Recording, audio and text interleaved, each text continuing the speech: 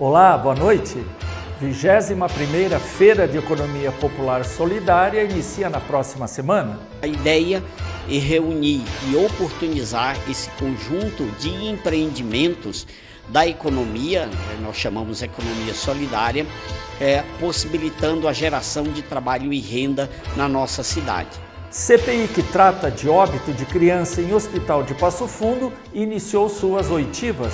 Que tem como objeto verificar o que aconteceu com essa criança, enfim, todos os passos, tudo que aconteceu, deixou de acontecer, com essa criança quando ela teve internação. E ainda, mais de 160 emendas ao orçamento do próximo ano foram apresentadas.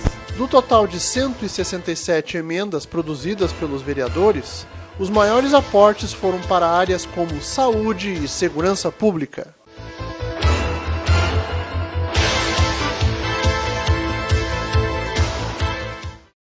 A 21ª Feira de Economia Popular Solidária, a FRESOL, inicia na próxima quinta-feira, dia 7 de novembro, em Passo Fundo.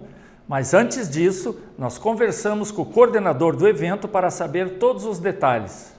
A 21ª FRESOL, a Feira Regional da Economia Solidária, juntamente com a segunda-feira da Economia Criativa e Mostra da Biodiversidade, como já é tradição na cidade, a realização onde reúne produtores, associações de produtores, cooperativas, da agricultura familiar, das agroindústrias, do artesanato e da arte sustentável, confecção, da moda criativa, quem trabalha com os créditos e microcréditos. Então, a ideia é reunir e oportunizar esse conjunto de empreendimentos da economia, nós chamamos economia solidária, possibilitando a geração de trabalho e renda na nossa cidade. E este ano, a FRESOL, que será realizada de 7 a 10 de novembro no Bourbon Shopping, das 10 horas às 21 horas, ela vem com o tema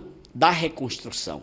A economia solidária como estratégia de reconstrução e desenvolvimento sustentável do município, com ênfase nas cadeias produtivas, nas redes e cadeias produtivas. Nós estamos falando da cadeia das frutas nativas, das espécies frutas nativas, com o lançamento de novos produtos, que nós chamamos de biocosméticos ou cosméticos naturais, que utiliza como insumo os produtos desta cadeia produtiva das frutas nativas, a exemplo do sabonete de butiá. Então a gente está acostumado a outras essências, nós estamos falando realmente do butiá, que é uma coisa nossa, mas também na área da alimentação a gente vem com algumas novidades. Então nós temos, por exemplo, o chopp de erva mate, está vindo aí a bolos preparado também com erva mate. Então esta é a ideia que a gente traz para este circuito econômico, este momento de feira, onde a gente oportuniza as rodadas de negócio, mas especialmente novos produtos para a cidade, para que os comerciantes, de um modo geral, os consumidores tenham acesso a produtos de qualidade. Mas não somente isso.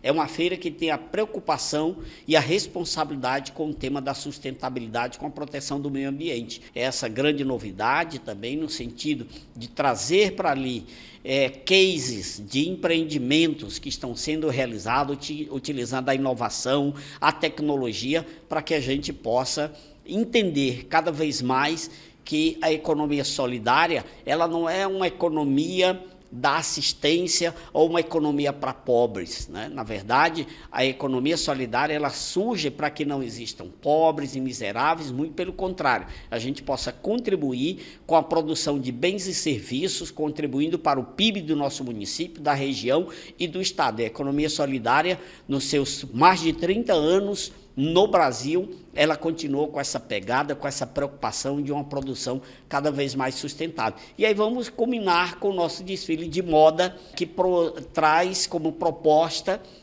uma proposta mais inteligente, uma proposta de uma linha do desfile voltada para o algodão orgânico, produzido por mulheres trabalhadoras rurais, que produzem um algodão de qualidade, sem precisar o uso do agrotóxico. Então, quando você entra na Fresol, você está também consumindo de forma responsável, de forma consciente e sabendo que está consumindo um produto, sim, que venha favorecer todos esses aspectos conceituais que nós estamos falando aqui. A ideia é que a gente promova alguns debates, oficinas sobre o potencial gastronômico das espécies e das frutas nativas, né? Fazer um debate sobre as redes e cadeias produtivas, do cooperativismo, então tentar juntar trabalhadores, produtores rurais nesta área, para que eles também tenham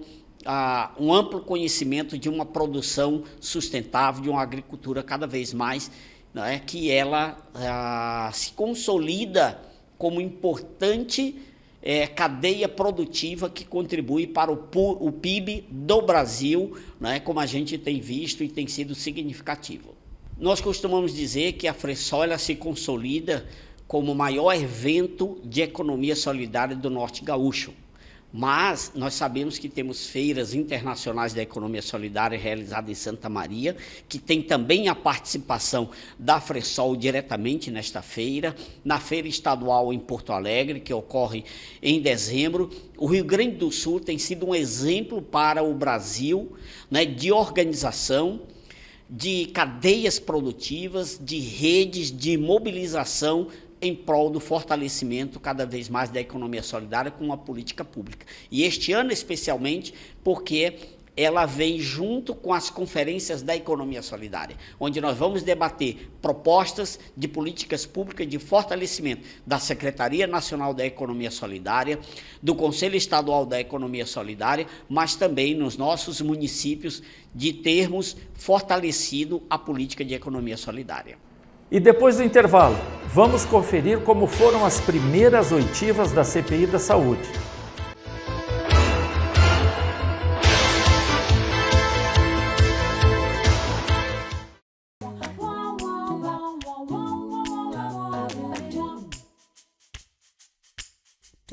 Eu fiz 6 meses de curso, mas por mim teria feito mais. A gente nem vê o tempo passar.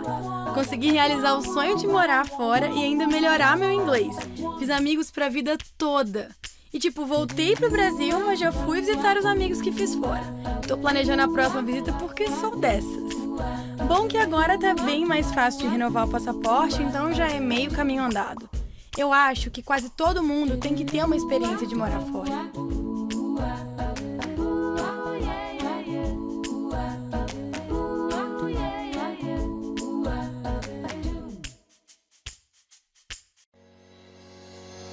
O DETRAN-RS é responsável pela gestão das políticas de trânsito no estado, atuando pela segurança dos gaúchos.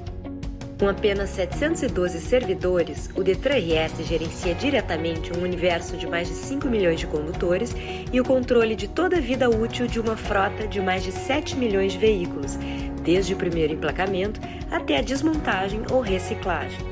Mais do que isso, com seus serviços e ações de educação, cuida dos 11 milhões de gaúchos. A prestação de serviços ligados à CNH e aos veículos é feita por meio de 1.500 empresas credenciadas. São os CFCs, Centros de Formação de Condutores, os CRVAs, Centros de Registro de Veículos Automotores, CRDs, Centros de Remoção e Depósitos, CDVs, Centro de Desmanche de Veículos e as fábricas e estampadoras de placas. Eles prestam serviços em todos os cantos do nosso estado. Essas empresas da iniciativa privada empregam 13 mil profissionais, mas a rede de profissionais cadastrados e aptos que atuam conosco é muito maior, cerca de 30 mil. Mirando o futuro e pensando nas pessoas, o DETRAN-RS tem como compromisso maior servir o cidadão, que para nós está sempre em primeiro lugar. DETRAN-RS, 25 anos em defesa da vida.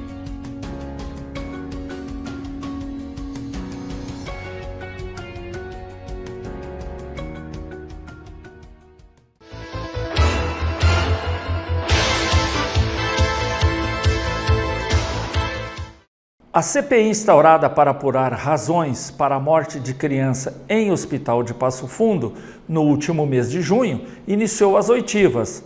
As reuniões estão sendo realizadas no plenarinho da Câmara. Uma vez instaurada essa CPI,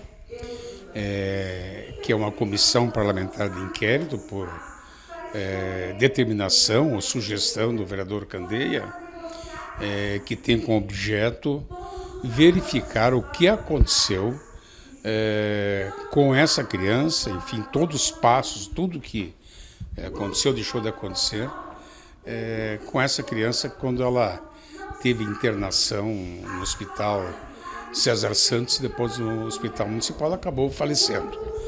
E é isso que está se fazendo, né? Iniciamos, é a terceira reunião já, as duas primeiras foi de preparação, de estabelecendo o trabalho, como é que seria desenvolvido, né? E hoje nós iniciamos as oitivas. Oitiva é ouvir pessoas que têm alguma coisa a ver com toda a situação que se propõe investigar. E ouvimos hoje a mãe e depois o pai da criança, né?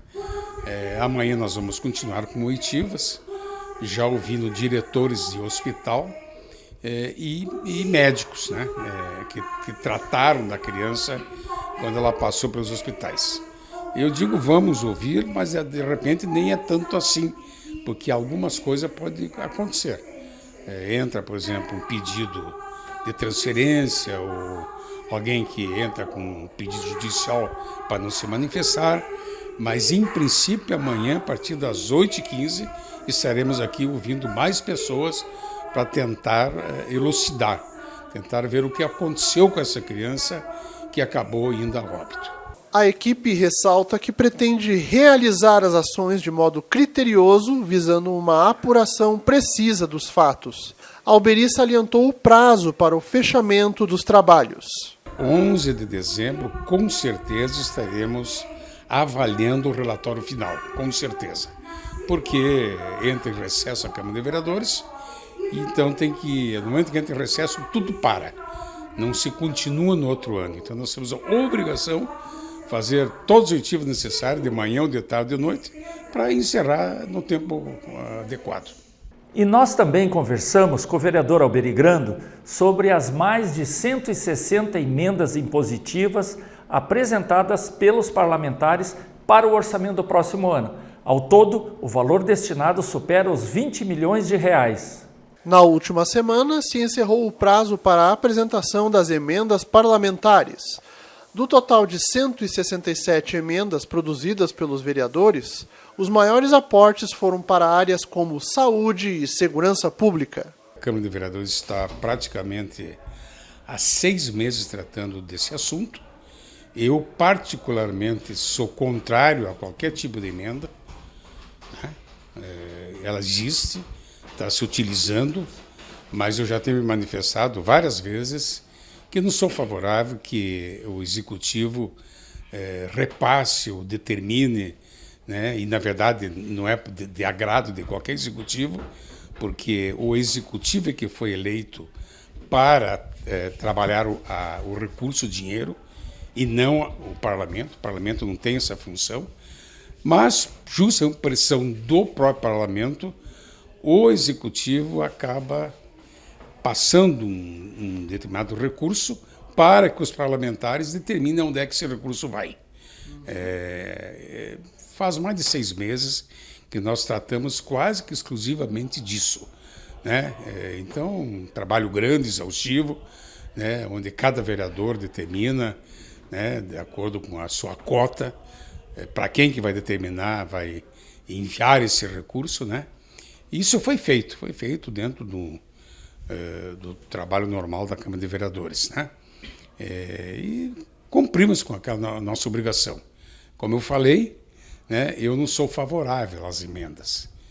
Sempre manifestei contra isso. Isso eu acho, para mim, é papel do Executivo, não do Legislativo. Mas já que o jogo é esse, está se jogando esse jogo aqui dentro da Câmara de Vereadores. E o Jornal da Câmara fica por aqui. Obrigado pela sua companhia e uma boa noite.